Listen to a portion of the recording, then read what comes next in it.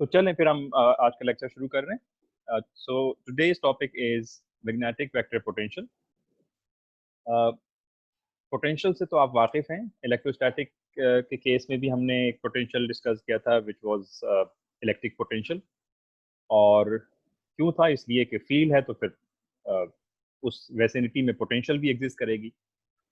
और इसी तरह से जब हम मैग्नेटिक फील्ड की बात कर रहे हैं तो इसके साथ भी एक पोटेंशियल एसोसिएट होना चाहिए, क्योंकि जब भी कोई फील्ड होती है तो फिर जाहिर है उसके करस्पॉन्डिंग पोटेंशियल एग्जिस्ट करता है। बिल्कुल इसी तरह जिस तरह से ग्रेविटेशनल फील्ड है अर्थ की वजह से या किसी भी मैस की वजह से, तो जब फील्ड है तो फिर उस ग्रेविटी की वजह से एक पोटेंशियल भी होना चाहिए जिसको हम ग्रेविटेशनल पोटेंशियल कहते हैं। और उस फील्ड के अंदर जो एनर्जी स्टोर्ड होती है उसको हम ग्रेविटेशनल पोटेंशियल एनर्जी का नाम देते हैं। तो बिल्कुल इसी तरह से हम जो फील्ड अब पढ़ रहे हैं which is called magnetic field, तो इसके साथ भी एक पोटेंशियल एसोसिएटेड होना चाहिए और होता है। बस हमें देखना ये है कि इस मैग्नेटिक वेक्टर पोटेंशियल का इलेक्ट्रिक पोटेंशियल के साथ क्या फ़र्क है। बुनियादी तौर पर अगर आप ज़रा गौर से देखें तो इलेक्ट्रिक फील्ड और मैग्नेटिक फील्ड में बहुत ज़्यादा फ़र्क है। हमने आपको लास्ट क्लास में भी बताया था कि अगर हम उसके कुछ पॉइंट को डिस्कस करें तो आप ये जानते हैं कि जो इलेक्ट्रिक फील्ड है वो क्लोज लूप में नहीं होती है, जबकि मैग्नेटिक फील्ड क्लोज लूप में होती है। और इलेक्ट्रिक फील्ड के क्लोज लूप में नहीं होने की वजह क्या है कि वहाँ पर मोनोपोल एग्जिस्ट करता है, यानी पॉजिटिव चार्ज इंडिपेंडेंटली किसी जगह पर हो सकता है। इसी तरह से नेगेटिव चार्ज भी किसी जगह पर इंडिपेंडेंटली हो सकता है।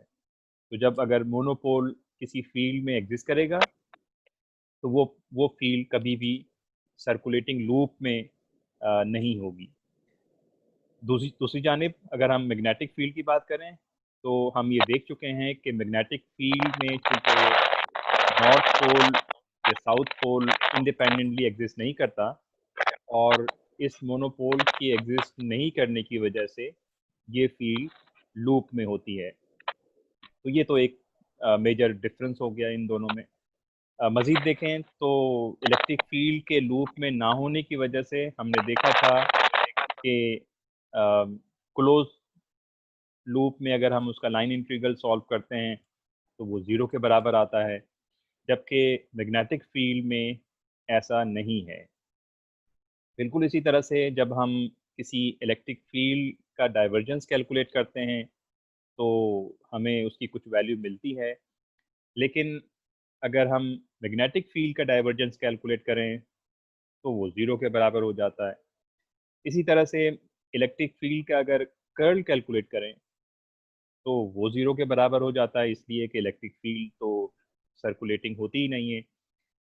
और अगर हम मैग्नेटिक फील्ड का कर्ल कैलकुलेट करें, यानी डेल क्रॉस बी या डेल क्रॉस एच निकालने की कोशिश करें, तो हमें उसकी कुछ ना कुछ वैल्यू मिलेगी, जिसको हमने एम्पियर्स लॉ का नाम दिया था। तो इस तरह से बहुत सारे डिफरेंसेस हैं इन दोनों फील्ड के अंदर। तो यकीनी तौर पर पोटेंशियल की जब हम बात करेंगे तो इलेक्ट्रिक पोटेंशियल और मैग्नेटिक पोटेंशियल में भी फ़र्क होना चाहिए, क्योंकि दोनों करस्पॉन्डिंग पोटेंशियल हैं। फील्ड के अंदर फ़र्क है तो फिर पोटेंशियल के अंदर भी फ़र्क होना चाहिए। अब यहाँ पर इस स्क्रीन पर अगर आप ये देखें तो सामने आपको थोड़ी सी हैरत ये होगी कि आम तौर से पोटेंशियल को हम स्केलर क्वांटिटी कहते हैं, लेकिन मैंने यहाँ पर मैग्नेटिक वेक्टर पोटेंशियल लिखा है। तो हम ये देखेंगे कि हम इस पोटेंशियल को वेक्टर क्यों कह रहे हैं, क्योंकि जब भी आप किसी क्वांटिटी को वेक्टर कहते हैं तो आप जानते हैं कि उस केस में उसकी डायरेक्शन अहम होती है, लेकिन जब डायरेक्शन अहम ना हो किसी क्वांटिटी में तो फिर वो स्केलर हो जाती है। तो एक तो ये फ़र्क है कि मैग्नेटिक फील्ड में जो पोटेंशियल एग्जिस्ट करेगा वो पोटेंशियल वेक्टर होगा, और जो इलेक्ट्रिक फील्ड में पोटेंशियल एग्जिस्ट करता है वो स्केलर पोटेंशियल होता है। अच्छा, किसी स्टेज पर अगर कोई क्वेश्चन आपका हो तो आप बगैर किसी हेजिटेशन के अपना माइक ऑन करके आप अपना सवाल पुटअप कर सकते हैं। मुझे खुशी होगी कि अगर आप किसी किस्म का कोई सवाल करते हैं और मुझे ये अंदाज़ा भी होगा कि मेरी आवाज़ आप तक सही तौर से जा रही है। और अगर किसी स्टेज पर मेरी आवाज़ आप लोगों को साफ ना आए, उसके अंदर कोई फ्लक्चुएशन शुरू हो जाए या किसी वजह से आवाज़ बंद हो जाए, तो फिर आप लोग अपना माइक ऑन करके मुझे बताइएगा कि किसी किस्म की कोई प्रॉब्लम हो रही है। तो okay, so let's begin with the topic which is magnetic vector potential। और तो मैं यहाँ पर कह सकता हूँ कि in this case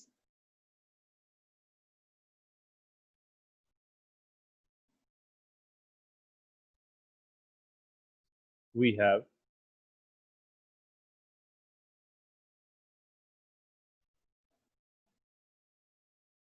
अच्छा, ये जो फाउंड साइंस मैं यूज कर रहा हूँ ये ठीक है? आप लोगों को समझ में आ रहा है? आप देख पा रहे हैं? कोई जी स्टूडेंट सर। बताए? जी ओके, सर, देख पा रहे हैं। ठीक है, very good. So in Yes, this sir. case we have two kind of potential।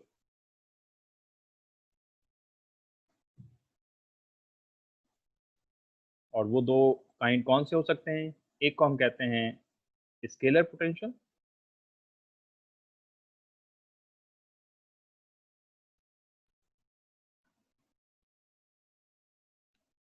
जो कि ज़ाहिर है मैग्नेटिक फील्ड में इतना अहम नहीं है, लेकिन बहरहाल हम डिफाइन तो कर सकते हैं। और उसको मैं यहाँ पर कहूँगा वी एम कह देते हैं, क्योंकि इलेक्ट्रिक फील्ड में हमने वी को इलेक्ट्रिक पोटेंशियल कहा हुआ है, तो उससे डिफरेंस करने के लिए मैं यहाँ पर इसे वी एम कह देता हूँ। और दूसरा पोटेंशियल जो है that is called magnetic potential.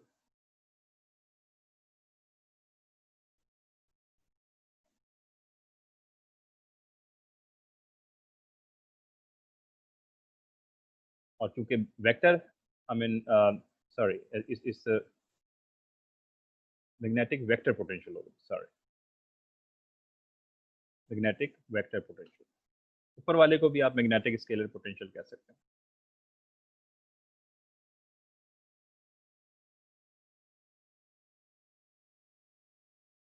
और इसे हम रिप्रेजेंट करते हैं कैपिटल ए से, और चूंकि ये वेक्टर है तो इसके ऊपर वेक्टर साइन भी लगेगा।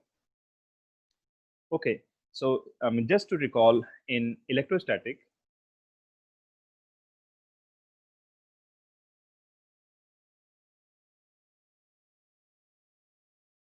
हमने पोटेंशियल डिफाइन किया था in terms of electric field is equals to gradient of that potential, and of course this potential depends on uh, either x, y or z।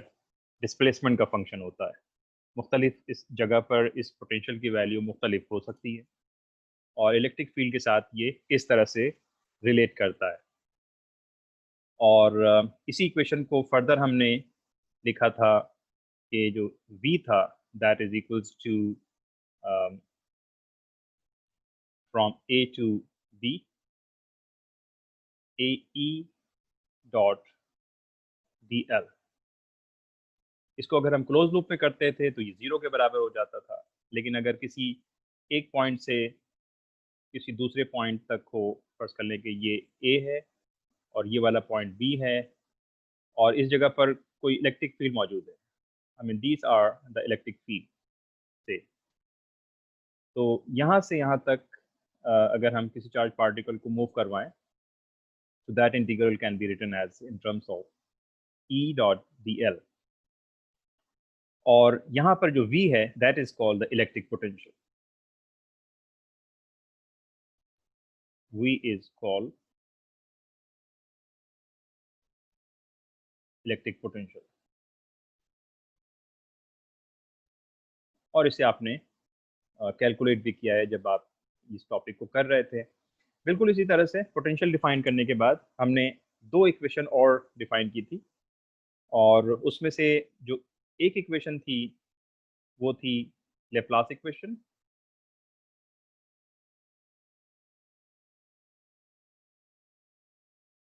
That is called del square V, और वो zero था। और इस equation को हम इस्तेमाल करते थे जहाँ पर चार्ज डेंसिटी ज़ीरो के बराबर थी। और दूसरी इक्वेशन जिसको हमने कहा था कि that is called Poisson equation,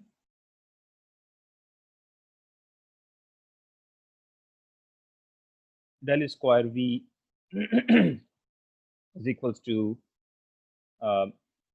rho v over epsilon naught. और इस इक्वेशन को हम इस्तेमाल करते थे जहाँ पर rho v की कुछ वैल्यू एग्जिस्ट करती थी। तो ये तो बात हो गई इलेक्ट्रोस्टैटिक पोटेंशियल की।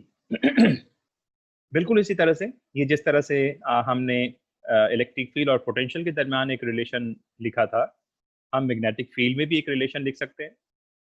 और चूंकि अब हम ये कह रहे हैं कि मैग्नेटिक फील्ड में पोटेंशियल दो तरह का हो सकता है, एक पोटेंशियल स्केलर होता है और दूसरा वेक्टर होता है, तो फिर जाहिर है इस तरह की दो इक्वेशन लिखी जानी चाहिए। और उसके बाद फिर हम इसी इक्वेशन को इस्तेमाल सर करते ये हैं। जी बेटा, जी पूछिए। सर ये पॉइसन इक्वेशन नेगेटिव आएगा ना साइन हाँ जी, का, एग्जैक्ट, बिल्कुल सही, thank you very much. Negative rho over epsilon not आएगा ना, जी जी बिल्कुल ठीक, negative sign. Agreed, agreed, thank you very much, thank you for correction. So तो चलिए अब हम मैग्नेटिक फील्ड के लिए यही हम देखना चाहते हैं कि उसका ताल्लुक किसी मैग्नेटिक फील्ड के साथ क्या हो सकता है।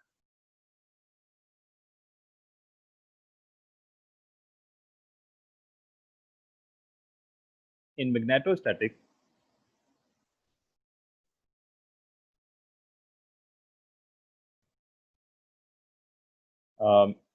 मैग्नेटिक फील्ड, इनफैक्ट मैं अभी स्केलर पोटेंशियल की बात कर रहा हूँ, तो आप ये डिफाइन कर सकते हैं कि H is equals to minus gradient of scalar potential. But keep in mind this is where Vm is called magnetic scalar potential, right? And according to the Ampere's law, जो हमने लास्ट क्लास में भी discuss किया था,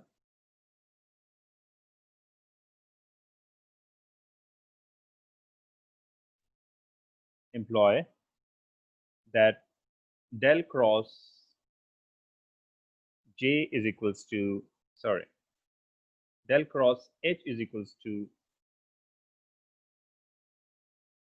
J.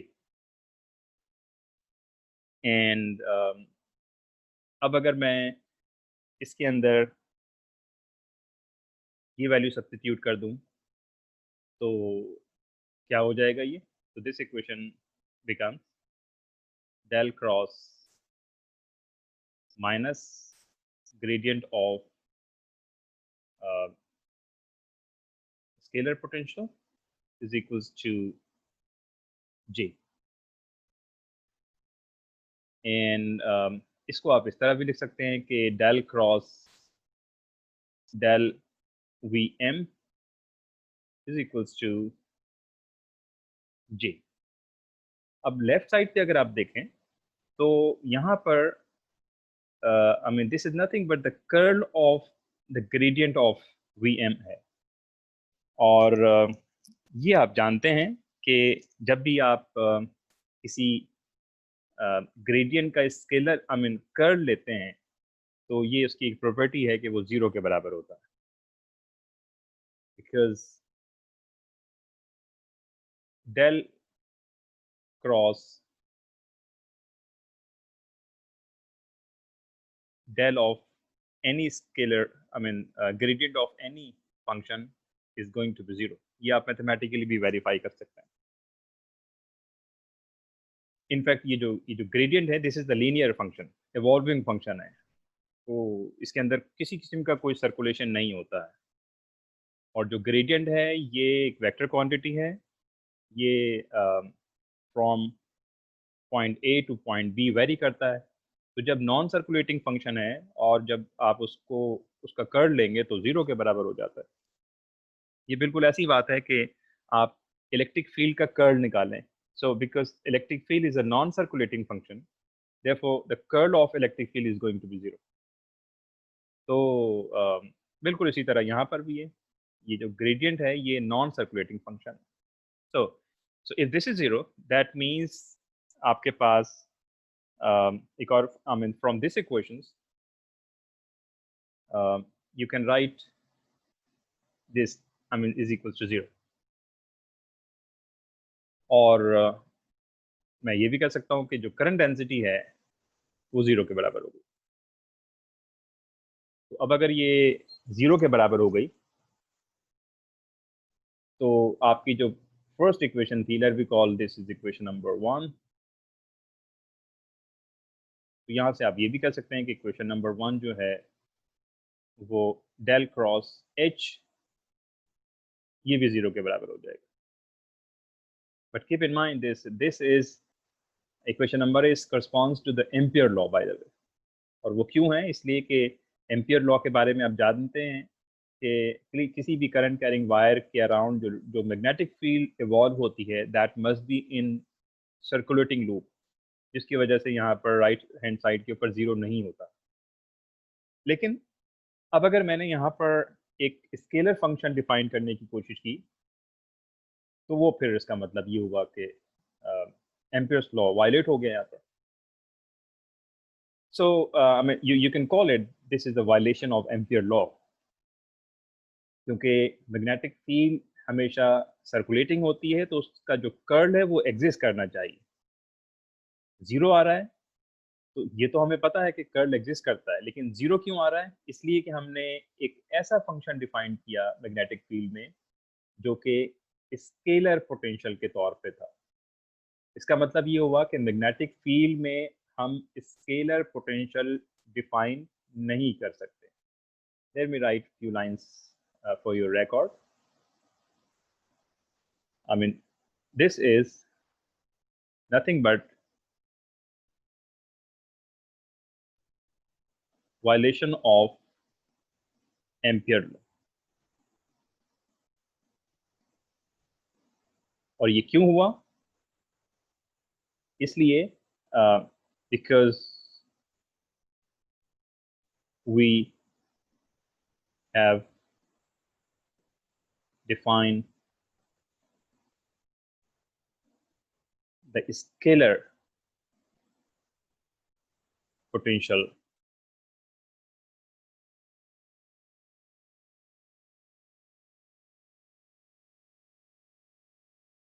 in magnetic field।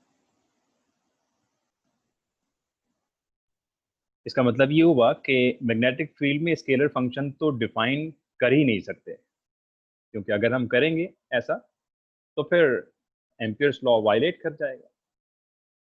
तो अब अगर scalar function define नहीं कर सकते तो फिर चलिए हम वेक्टर फंक्शन डिफाइन करके देख लेते हैं कि उसके साथ क्या मामला है। So now let's define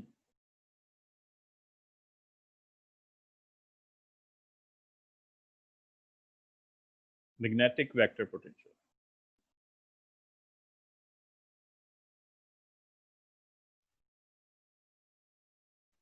जिसे हमने कहा था शुरू में, उसको हम ए से रिप्रेजेंट कर रहे हैं।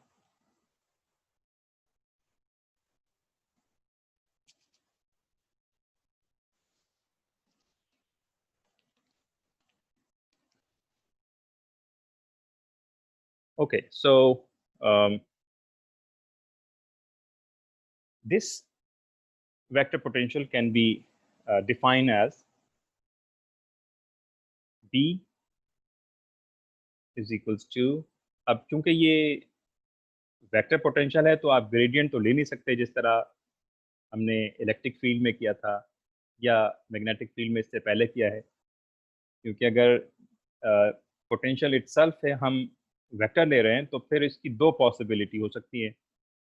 एक पॉसिबिलिटी ये हो सकती है कि या तो डाइवर्जेंस लिया जाना चाहिए या फिर उसका कर्ल होना चाहिए। तो डाइवर्जेंस मैं यहाँ पर इसलिए नहीं ले रहा क्योंकि डाइवर्जेंस मैग्नेटिक फील्ड में तो ज़ीरो होता है, तो मैं यहाँ पर कर्ल ऑफ ए ले रहा हूँ। But keep in mind that A is a vector potential, और उसका जब आप कर्ल लेंगे that gives you you know magnetic field. मैं अगर थोड़ा सा रिकॉल करने के लिए हम इलेक्ट्रिक फील्ड की बात करें तो इलेक्ट्रिक फील्ड में देखें क्या होता था, यहाँ पर हमने कहा था कि this is the negative gradient of potential. तो किसी स्केलर पोटेंशियल का जब आप उस पर जब आप एक ऑपरेटर अप्लाई करते हैं which is called the gradient, that gives you the field. और इससे ज़रा पहले हमने क्या कहा, हमने कहा कि चलिए हम फर्स्ट कर लेते हैं कि उसी फील्ड में हम एक स्केलर फंक्शन डिफाइन करने की कोशिश करते हैं, और वो हमने कोशिश की लेकिन वो कोशिश बहुत ज़्यादा सूदमंद साबित नहीं हुई, क्योंकि जब आपने ये डिफाइन किया तो फिर आपका एम्पियर लॉ वायलेट कर गया, जो कि यहाँ पर इसके बराबर हो गया। तो जो कि ये बात कतई तौर पर दुरुस्त नहीं। तो जब नहीं है तो इसका मतलब ये हुआ कि मैग्नेटिक फील्ड में स्केलर फंक्शन को डिफाइन नहीं कर सकते। इसलिए अब हम क्या कर रहे हैं, हम वेक्टर पोटेंशियल को डिफाइन कर रहे हैं, and the vector potential A can be linked with the field like, I mean, this equation. So let's recall this is equation number 2. And now let's use the Ampere law once again. इसको check करना पड़ेगा कि Ampere's law यहाँ पर ऐसा तो नहीं है कि दोबारा से वायलेट कर रहा हो। So according to the Ampere's law,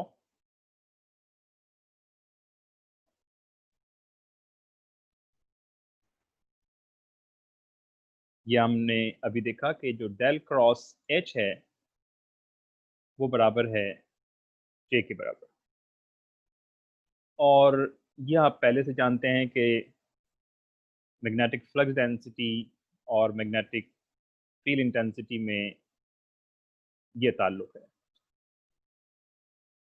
तो अगर मैं ऊपर वाली इक्वेशन को इन टर्म्स ऑफ एच लिखना चाहूँ, in fact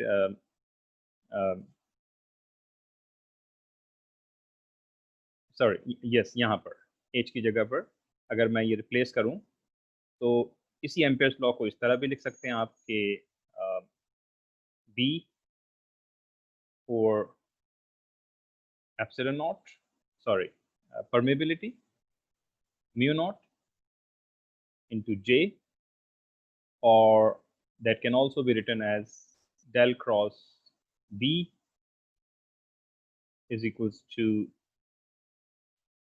mu naught into J. Okay, so चलिए अब मैं इस B की जगह पर इक्वेशन नंबर 1 में जो हमने B लिखा है, जो हमने इनफैक्ट डिफाइन किया है एक scale, I mean vector potential, उसकी वैल्यू मैं यहाँ पे सब्स्टिट्यूट कर रहा हूँ इस B की जगह पर। तो जब हम ऐसा करेंगे तो आपके पास सिचुएशन कुछ होगी कि del cross A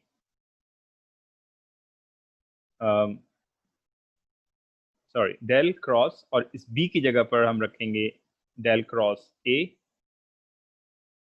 is equals to J. And अब यहाँ पर ये एक आइडेंटिटी यूज होगी, वेक्टर कैलकुलस में आपने इस्तेमाल किया होगा, और अगर आप याद नहीं है आपको ये तो फिर आप देख सकते हैं किसी भी मैथमेटिक्स की बुक में कि इस तरह की अगर सिचुएशन हो कि कर्ल ऑफ एनी वेक्टर, तो उसे आप लिख सकते हैं del dot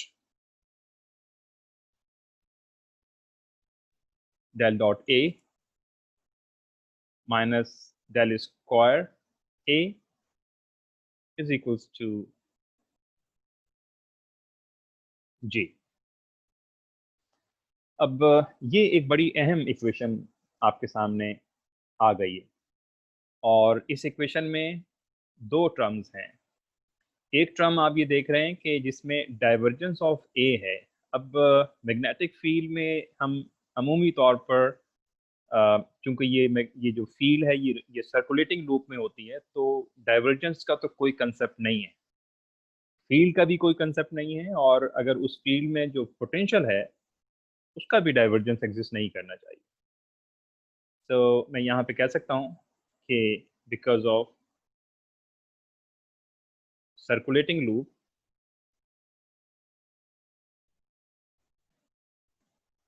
because of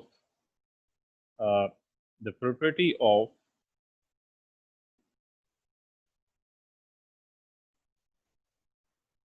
magnetic field,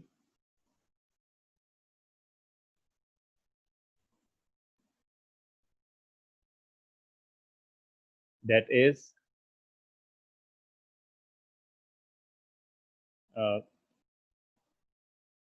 this field is circulating in nature।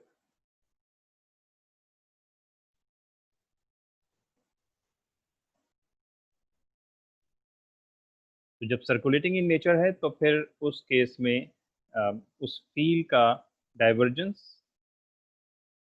Zero के बराबर होगा। इनफैक्ट डेल डॉट एच निकालें या फिर आप डेल डॉट बी निकालें, व्हाटएवर, जीरो के बराबर होना चाहिए। और इसी इक्वेशन की एक और इंटरप्रिटेशन, क्योंकि ये सर्कुलेटिंग फील्ड है, और सर्कुलेटिंग फील्ड क्यों है, इसलिए कि यहाँ पर मोनोपोल एग्जिस्ट नहीं करता। जब भी किसी फील्ड में मोनोपोल एग्जिस्ट नहीं करेगा तो वो फील्ड सर्कुलेटिंग होगी। तो ये जो मैंने इक्वेशन लिखी है इसकी दो मीनिंग एक तरह से हो गई। That equation corresponds to the concept that the field is in circulating or monopole does not exist in that field। तो इन दोनों में से जो आपके जहन में हो आप उसको इस्तेमाल कर सकते हैं। सो अब क्योंकि फील्ड का डाइवर्जेंस जीरो है, देयरफॉर उसके जो करस्पॉन्डिंग पोटेंशियल है वो भी सर्कुलेटिंग होगा, तो उसका भी डाइवर्जेंस जीरो के बराबर होगा। सो ये जो first equation, I mean the first term है, that is going to be zero. So you left with del square a, of course this is a vector quantity, a पर निशान होना चाहिए वेक्टर का, and is equals to बल्कि ये minus sign भी यहाँ पे आ जाएगा, म्यू नॉट इंटू जे। तो थोड़ा सा अगर आप रिकॉल करें, so I mean this is nothing but the Poisson equation similar as in electrostatic field.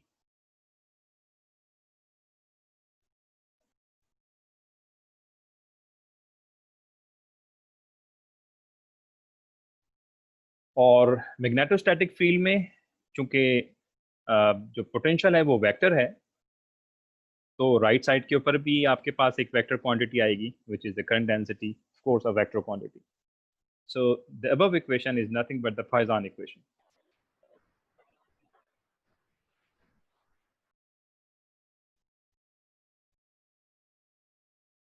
इन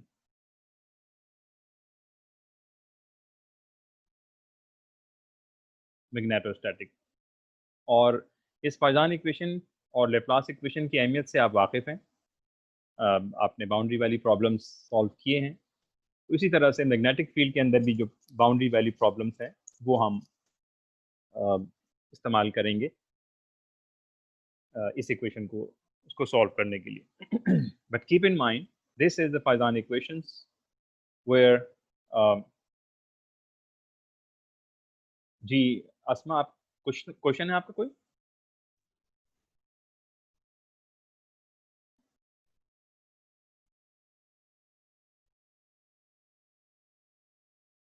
या अगर कोई और क्वेश्चन पूछना चाहता है। जी अस्मा नसीम, आप कुछ पूछना चाहती हैं?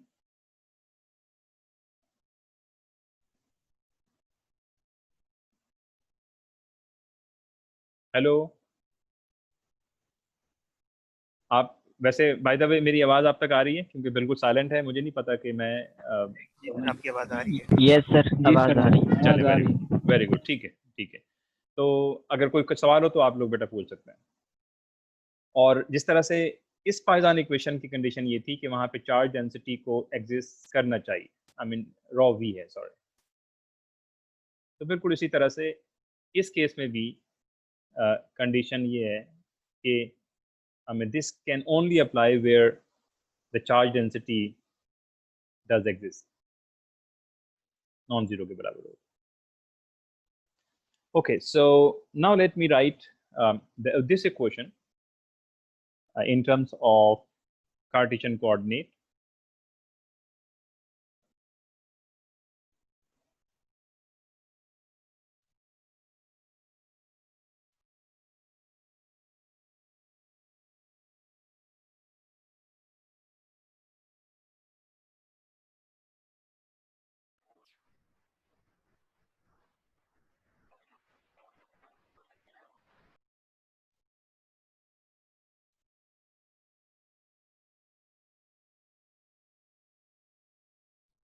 और वो हम कैसे लिख सकते हैं?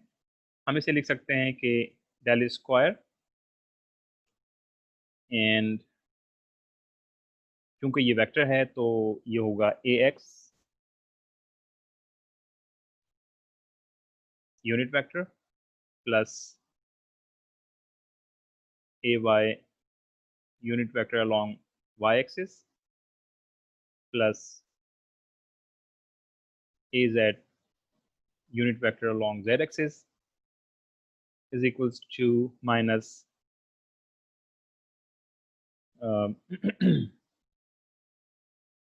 Mu naught.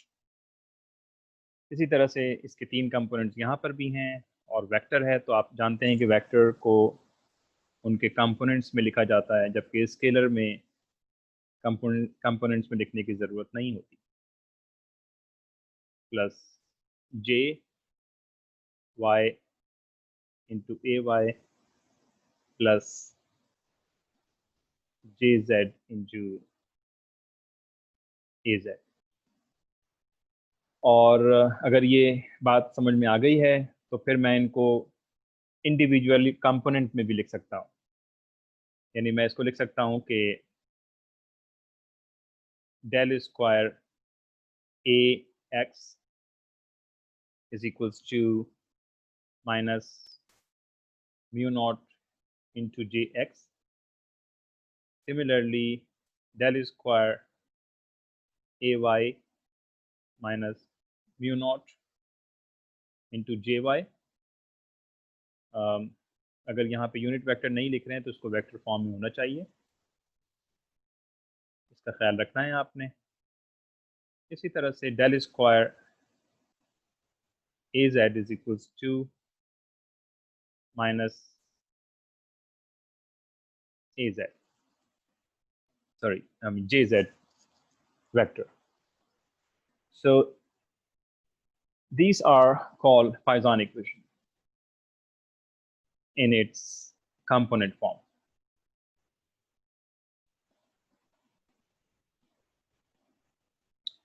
ओके अब थोड़ा सा इसकी इंटरप्रिटेशन देख लीजिए। इलेक्ट्रोस्टैटिक में जब आपने पोटेंशियल डिफाइन किया था, यानी जिसको हमने कहा था कि this is called electric potential, और इलेक्ट्रिक पोटेंशियल में से आपके पास फर्ज कर लें कि इस पूरी रीजन में कोई फील्ड है, तो इसमें लेट्स से एक मैं सरफेस ये बना लेता हूँ। Excuse me sir. जी बेटा। सर मेरा एक क्वेश्चन था कि स्केलर पोटेंशियल स्केलर फील्ड में और वेक्टर पोटेंशियल वेक्टर फील्ड में एग्जिस्ट करती है ना? नहीं, ऐसा नहीं है। पोटेंशियल तो किसी फील्ड में एग्जिस्ट करनी चाहिए, और फील्ड तो वेक्टर ही होती है। फील्ड कभी भी वेल कुछ फील्ड ऐसी हैं जो कि स्केलर फील्ड हैं, लेकिन इलेक्ट्रिक फील्ड एक वेक्टर फील्ड है, लेकिन उसके जो करस्पॉन्डिंग पोटेंशियल है वो स्केलर पोटेंशियल है। और यही मैं आपको बता रहा हूँ कि उसकी वजह क्या है। जिस तरह से फर्ज कर लें कि आपके पास कोई सरफेस है, let me define a surface for example. ये एक मैं सरफेस डिफाइन करता हूँ, लेट्स से ए सरफेस, और एक सरफेस और डिफाइन कर लीजिए,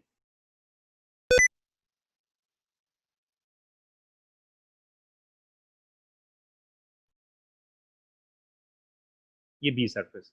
और ये फर्ज कर लें कि ये दो सरफेस किसी फील्ड के अंदर मौजूद हैं, और इस पूरे सरफेस के ऊपर एक पोटेंशियल होगा जिसको मैं कहता हूँ लेट्स से V1, और इस पूरे पोटेंशियल आई मीन सरफेस पे जो पोटेंशियल है दैट इज कॉल्ड V2।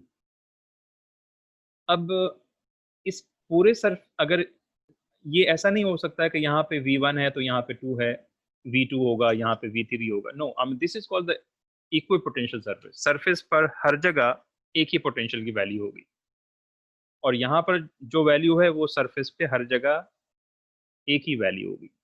अब यहाँ से इस सरफेस से आप अगर फर्ज कर लें कि मूव करते हैं, किसी चार्ज पार्टिकल को मूव करवाते हैं इस सरफेस तक, तो आपको मालूम है कि उसके लिए फिर आप ये इक्वेशन लिखते हैं, this is called V is equals to A B and E, in fact minus भी होता है, DL।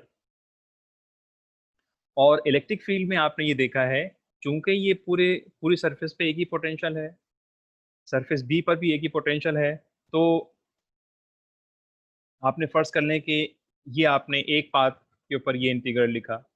लेकिन मैं ये कहता हूँ कि आप किसी दूसरे रास्ते से इस सरफेस पे लेके चले जाते हैं, लेट्स सपोज फॉर एग्जांपल।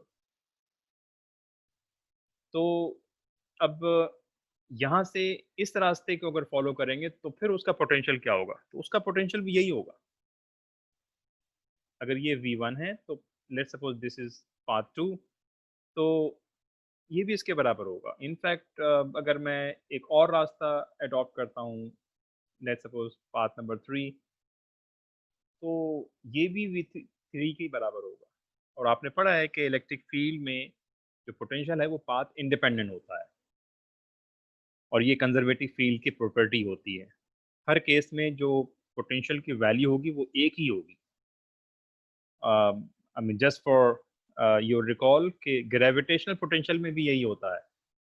आप एक हाइट से किसी दूसरी हाइट पर किसी बॉल को ले जाते हैं, तो ये मैटर नहीं करता कि आप उसको सीधा ले जाएं या ज़रा सा घुमा के ऊपर ले जाएं।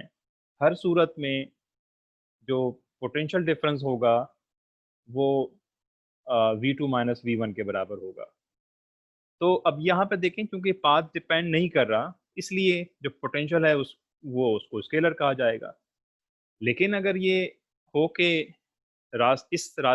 वन रास्ते से अगर आप मूव कर रहे हैं, उसकी वैल्यू कुछ और हो as compare to the movement from path 2 और पाथ 3 और पाथ 4 और व्हाटएवर, हर पाथ पर पोटेंशियल की वैल्यू अगर अलग अलग हो जाए, तो इसका मतलब है कि डायरेक्शन यहाँ पर अहम हो गई है। आप इसे इग्नोर नहीं कर सकते।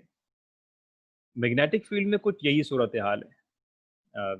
मैग्नेटिक फील्ड में जब आप इसकी वैल्यू लिखते हैं पोटेंशियल की, तो वहाँ पर ये पाथ डिपेंडेंट हो जाता है। यानी मैं यहाँ पर भी अगर आपके सामने बनाने की कोशिश करूँ, let me right magnetic potential.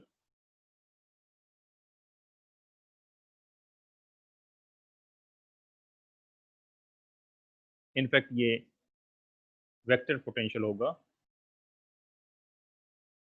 जिसको हम यहाँ पर ए कह रहे हैं। और इसी तरह से अगर किसी मैग्नेटिक फील्ड में आप एक सरफेस बना लें, इसी तरह से एक सरफेस और बना लें आप, let's suppose this is another surface, और अब उसके बाद इलेक्ट्रिक फील्ड से ये से केस बिल्कुल अलग है। यहाँ से जब आप मूव करेंगे यहाँ पर, तो ये जो पोटेंशियल है A1, ये इस पोटेंशियल से बिल्कुल मुख्तलिफ होगा जो कि आप इस रास्ते से लेके जा रहे हैं। इसी तरह से एक और पोटेंशियल डिफाइन कर देता हूँ। ये A3 है फर्ज कर लें। यहाँ पर ये जो A1 है ये A2 से बिल्कुल मुख्तलिफ होगा और ये दोनों A3 के साथ बिल्कुल मुख्तलिफ होंगे। दोबारा से अगर इलेक्ट्रोस्टैटिक की तरफ आइए, तो यहाँ पे क्या होता है कि अगर मैं इस पॉइंट से, let's suppose this is the point X और ये पॉइंट Y है, इस पॉइंट से X पे जाता हूँ और Y से दोबारा से X पे आ जाऊँ, तो फिर क्लोज लूप इंटीग्रल 0 के बराबर होता है। और ये आप मेरे ख्याल है कि बहुत अच्छी तरह से जानते हैं। E dot dl is 0 in electrostatic field. और सिर्फ पाथ ए के लिए नहीं, बल्कि आप इस सरफेस पर से किसी भी जगह, किसी भी रास्ते से दूसरे सरफेस पे जाएंगे और उसके बाद दोबारा से उस सरफेस पे आ जाएंगे, तो ये इंटीग्रल 0 के बराबर है। And that's why we call it the field is conservative in nature.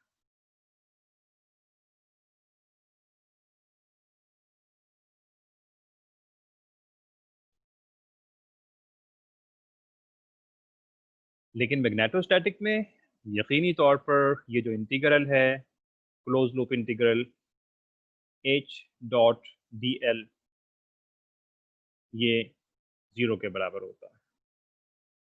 क्यों? इसलिए सॉरी, 0 के बराबर नहीं होगा। This is not equal to 0। और यही बेसिकली एम्पियर्स लॉ है। अगर ये 0 के बराबर हो जाए तो एम्पियर्स लॉ वायलेट कर जाएगा। और इनफैक्ट यहाँ पर थोड़ा सा अगर आप रिकॉल करें, मैं अगर पीछे की तरफ जाऊं, तो हमने स्केलर पोटेंशियल लेने की कोशिश की थी शुरू में। यहाँ पे देखें, हमने पहले यही कहा कि चलें पहले हम एक स्केलर फंक्शन डिफाइन तो करके देखें। जब हमने इलेक्ट्रिक फील्ड की तरह से बिल्कुल यहाँ पर भी magnetic field is equals to negative of gradient of scalar function define किया, तो उससे नुकसान क्या हुआ? उससे ये हुआ कि हमारा जो एम्पियर लॉ है ये वायलेट कर गया। यानी एम्पियर लॉ का जो डिफरेंशियल फॉर्म है ये है, और इसी चीज़ की जो इंटीग्रल फॉर्म है वो ये वाली होती है, H dot dl is equals to 0। जबकि एम्पियर लॉ किसके बराबर है? अगर आप को याद हो तो एम्पियर लॉ बराबर होता है is equals to current, right? और अगर B रखेंगे तो यहाँ पे म्यू नॉट I आ जाएगा। इसी तरह से अगर मैं डेल, इसका जो डिफरेंशियल फॉर्म लिखूं, डेल क्रॉस H, तो ये बराबर होता है करंट डेंसिटी के। तो ये 0 नहीं है।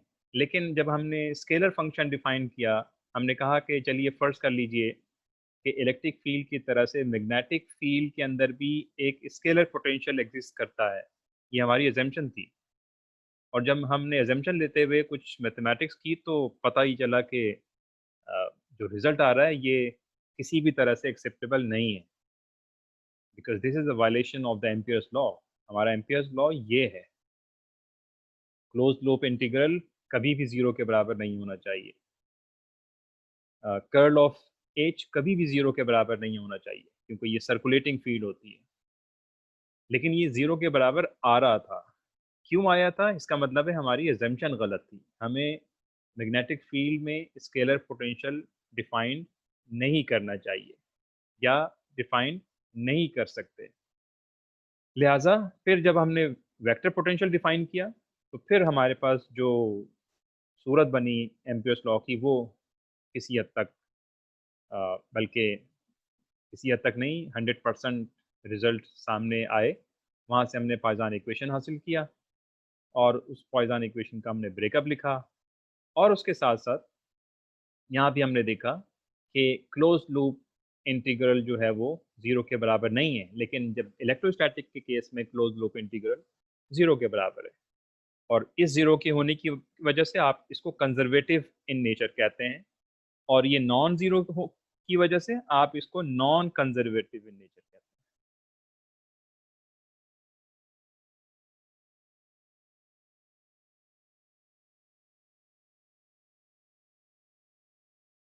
जी, अब आप लोगों का कोई क्वेश्चन है तो आप लोग सवाल कर सकते हैं। शाबाश। सर जी बेटा। सर कोई ऐसी फील्ड है जिसमें स्केलर पोटेंशियल भी और वेक्टर पोटेंशियल हो, बारी बारी करके, जैसे कि पहले वो उसमें स्केलर पोटेंशियल है, बाद उसमें वेक्टर पोटेंशियल भी हो आ जाए बाद में? नहीं, ऐसा नहीं हो सकता। इसीलिए मैंने आपके सामने दोनों आप स्टूडेंट का हमेशा सवाल ये होता है कि why we can not define the scalar potential in in magnetic field. तो मैंने शुरू में इसीलिए वो आपके सामने रखा कि अगर हम डिफाइन कर भी दें तो फिर जाहिर है वो उसके जो रिजल्ट हैं वो एक्सेप्टेबल नहीं है। तो जो जो पोटेंशियल है वो या तो स्केलर होगा या वेक्टर होगा। और ये एक रूल बना लीजिए कि अगर आपके पास फील्ड कंजर्वेटिव है तो फिर उसका जो करस्पॉन्डिंग पोटेंशियल है वो स्केलर होगा, और अगर फील्ड नॉन कंजर्वेटिव है तो उसके जो करस्पॉन्डिंग पोटेंशियल है वो उसको वेक्टर होना चाहिए। तीसरी फील्ड जिसका आप डेली लाइफ में मुशाहिदा करते हैं वो है gravitational field. Gravitational field is a conservative field, क्योंकि क्लोज लूप लाइन इंटीग्रल उसका जीरो के बराबर होता है। तो वहां पर जब आप पोटेंशियल डिफाइन करते हैं तो वो पोटेंशियल भी स्केलर पोटेंशियल होता है, जिसको हम इस ग्रेविटेशनल पोटेंशियल कहते हैं। तो ये आप जहन में रख लीजिए कि दोनों पोटेंशियल तो ज़ाहिर है एग्जिस्ट नहीं कर सकते, या तो स्केलर पोटेंशियल होगा या फिर वेक्टर पोटेंशियल होगा, but that nature of potential depends upon the property of the field, corresponding field। ठीक है। Okay sir, thank you. Okay, और कोई सवाल बेटा आप लोगों का?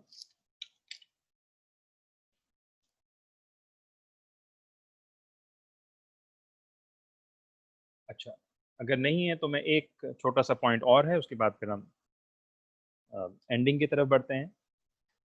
अगर आप थोड़ा सा रिकॉल करें कि इलेक्ट्रोस्टैटिक के अंदर हमने पोटेंशियल की वैल्यू लिखी है। इन इलेक्ट्रोस्टैटिक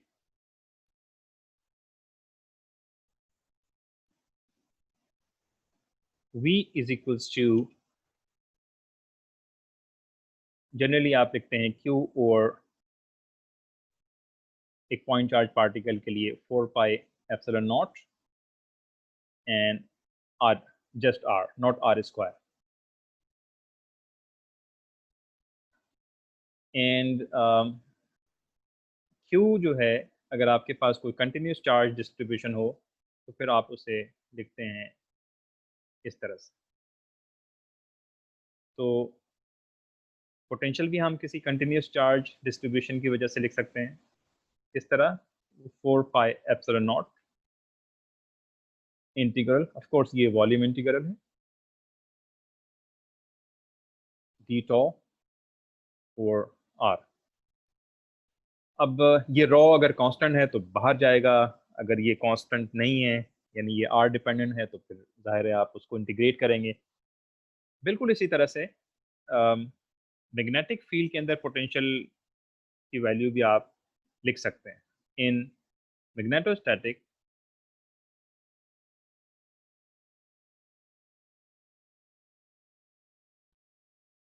बल्कि यहाँ पे तो हमने ए डिफाइन कर दिया है, तो ए इज इक्वल्स टू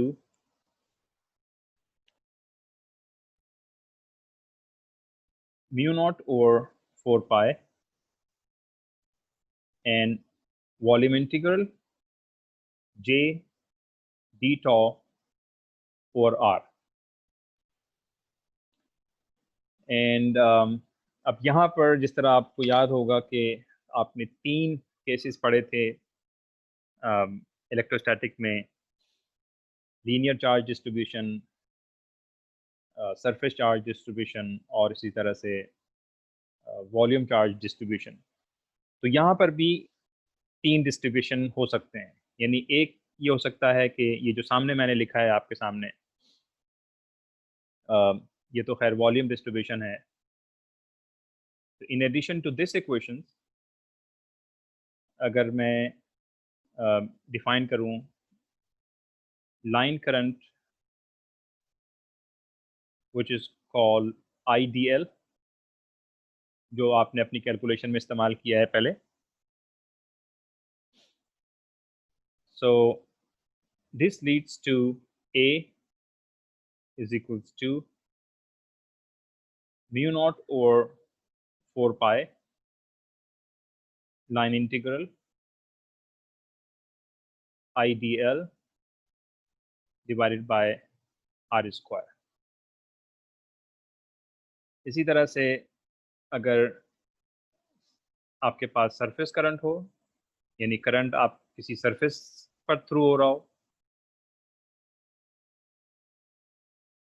तो उस केस में जो एलिमेंट लिखा जाएगा that is defined as K into ds. So K is nothing but the surface current, और surface current का मतलब है कि ये 2 डायमेंशनल करंट होता है. किसी सरफेस पे करंट फ्लो हो रहा हो, फर्ज कर लें कोई मेटालिक सरफेस है आपके पास. ये जो I है ये तो किसी सिंगल वायर में हम डिफाइन करते हैं, लेकिन ये भी हो सकता है कि करंट किसी सरफेस पर थ्रू हो रहा हो, तो जब सरफेस पे थ्रू होगा तो वहाँ पर आप K डिफाइन करेंगे. तो K is nothing but I mean current per unit area. तो अब अगर हम सरफेस करंट एलिमेंट के ds डिफाइन करते हैं तो A आपके पास हो जाएगा म्यू नॉट ओवर 4 पाई सरफेस इंटीग्रल K ds और R स्क्वायर. और जो थर्ड है वो तो ये आपने देख ही लिया. आई मीन दिस इज, चलिए मैं इसको लिख देता हूँ यहाँ पर.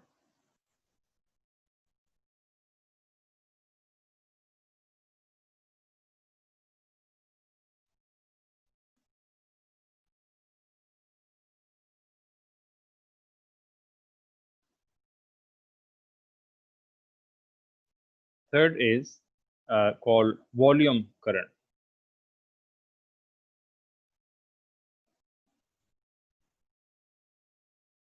और वॉल्यूम करंट एलिमेंट जो होगा वो होगा J d tau, और उसके जो corresponding A डिफाइन करेंगे आप, that is mu naught over 4 pi volume integral J d tau over R. So these are the magnetic vector potential in different distribution of the current. Okay, so that's the end of this lecture. Hopefully you understand. अगर आपके में सवालात अगर आपके हैं तो आप पूछ सकते हैं. अभी हमारे पास 5-7 मिनट मौजूद हैं इस क्लास के. जी बेटा, शाबाश. आप लोगों ने सवालात पूछना बहुत कम कर दिए हैं. मुझे नहीं पता कि उसकी वजह क्या हो सकती है. यहाँ तो हेजिटेशन भी नहीं होनी चाहिए, क्योंकि मैं तो बहुत दूर बैठा हूँ आप लोगों से. जी सर आज की क्लास में जो काफ़ी लेट आया था, अगर मुझे कोई क्वेश्चन होंगे तो मैं अगली क्लास में पूछ सकता हूँ? जी जी ज़रूर, बिल्कुल. ये तो मैंने कहा है, आप अगर इवन आज भी अगर पिछली क्लास से, अच्छा पिछली क्लास के जो लेक्चर मुझे अपलोड करना था वो मैं किसी मसरूफियात की वजह से भूल गया. आज मैंने वो पिछली क्लास जो लाइव सेशन था वो मैंने आज अभी कुछ देर पहले अपलोड किया है उसी यूट्यूब के ऊपर. तो वो लेक्चर आपको वहाँ से मिल जाएगा. और आज का जो लेक्चर है ये भी मैं रिकॉर्ड कर रहा हूँ, और बस इमीडिएटली आफ्टर दिस क्लास इसको भी मैं अपलोड कर दूंगा. तो वो दोनों लेक्चर आप दोबारा से सुनिए, और उसमें कुछ सवाल अगर हैं तो फिर आप अगली क्लास में बिल्कुल कर सकते हैं. वेक्टर पोटेंशियल से रिलेटेड कुछ प्रॉब्लम्स, और इसके अलावा सर्कुलर करंट कैरिंग वायर से रिलेटेड कुछ प्रॉब्लम्स हैं जो मैं आप लोगों को, कुछ तो प्रॉब्लम मैं नेक्स्ट क्लास में करवाऊंगा. कुछ प्रॉब्लम आप लोगों को करने हैं, तो ज़हनी तौर पर आप तैयार रहिए। जी, एनी अदर क्वेश्चन? सर ये आपने जो वेक्टर पोटेंशियल के लिए पॉइजन की इक्वेशन बता दी है, इसी तरह अंडरस्टूड बात है, जब बाउंड्री वैल्यू प्रॉब्लम इसके कर रहे होंगे तो डेंसिटी नहीं दी हुई तो फिर हम लेप्लेशियन यूज करेंगे। नहीं, यहाँ पे तो लेप्लासियन यूज करने का कोई कंसेप्ट बनता नहीं है, क्योंकि लेप्लासियन डिफाइन होती है in the region where charge density does not exist. Yes, तो इन प्रॉब्लम्स में कोई ऐसी कंडीशन आएगी कि जहाँ पर वो डेंसिटी जीरो के बराबर हो? नहीं होगी, जाहिर है चार्ज डेंसिटी जीरो तो नहीं होगी, उसको तो एग्जिस्ट करना चाहिए। Okay sir. आपको ज़्यादातर वास्ता पाइजान इक्वेशन सही पड़ेगा। Okay sir. ठीक है, और कोई सवाल?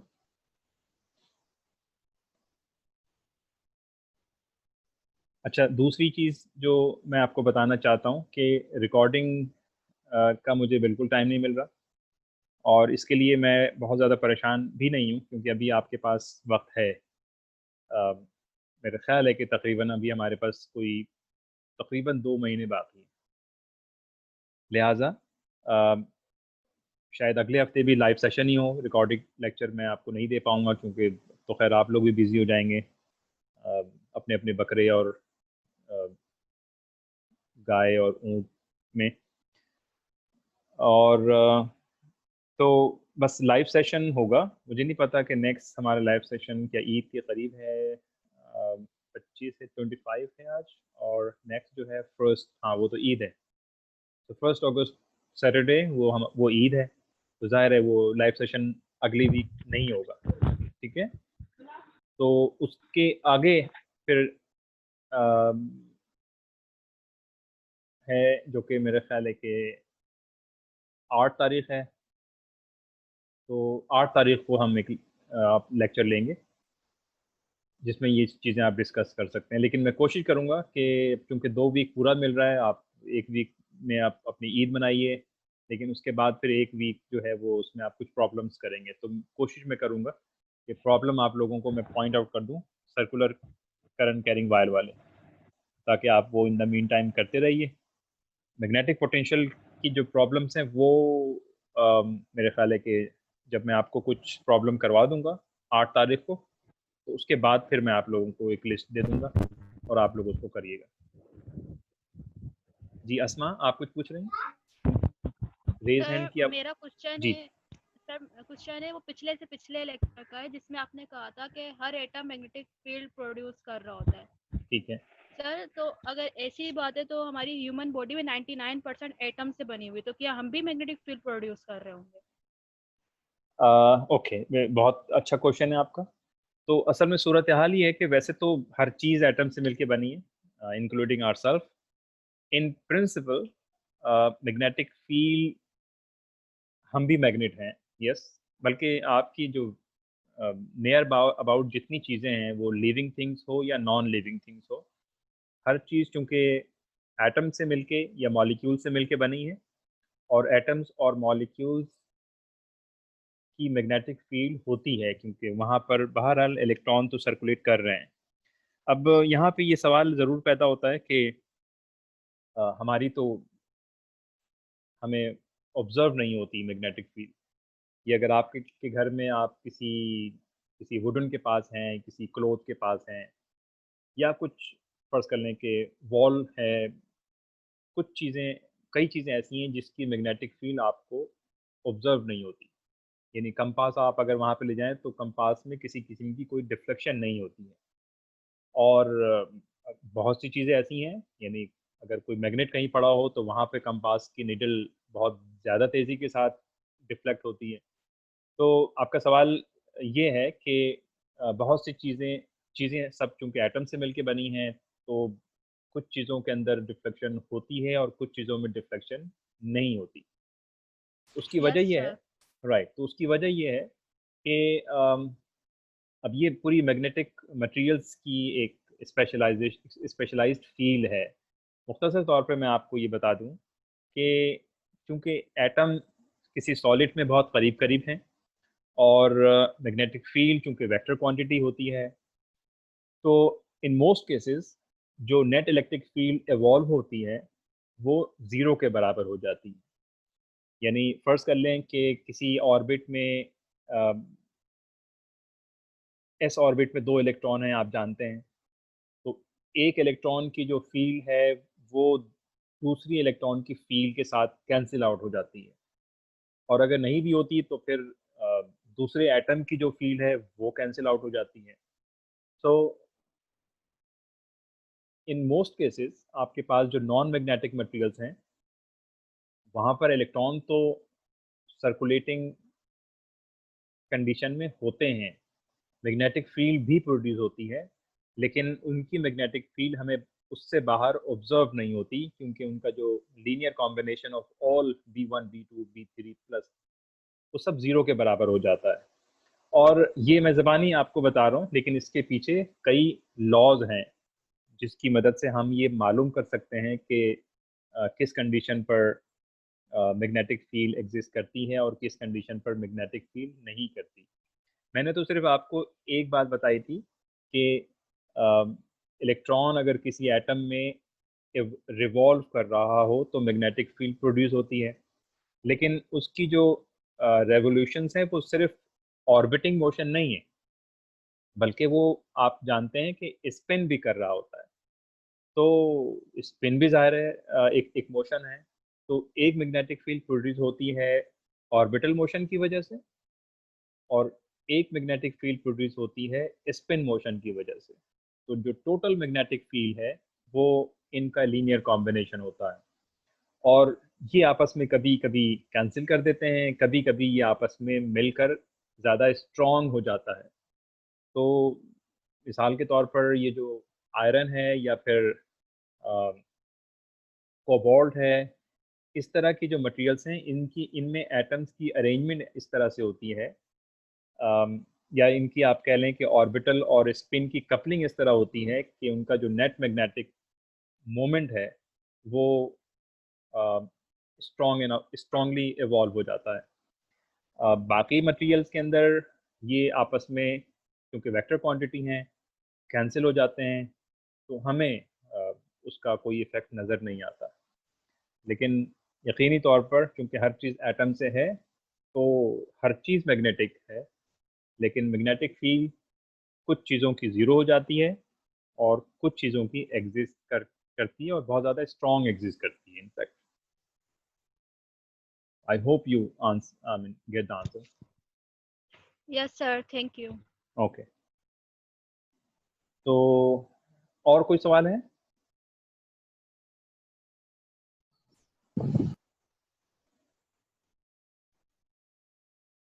चलें, तो अगर और सवाल नहीं है तो फिर मैं क्लास एंड कर रहा हूँ, और इंशाल्लाह हम अगले अगले वीक में ईद है, उसके बाद फिर 8 तारीख को आप लोगों से मुलाकात होगी। सो टिल देन अल्लाह हाफिज़। सर जी बेटा। सर एडवांस ईद मुबारक। अच्छा ठीक है, थैंक यू वेरी मच, आप सब लोगों को भी थैंक यू सर। ओके, अल्लाह हाफिज़। अल्लाह।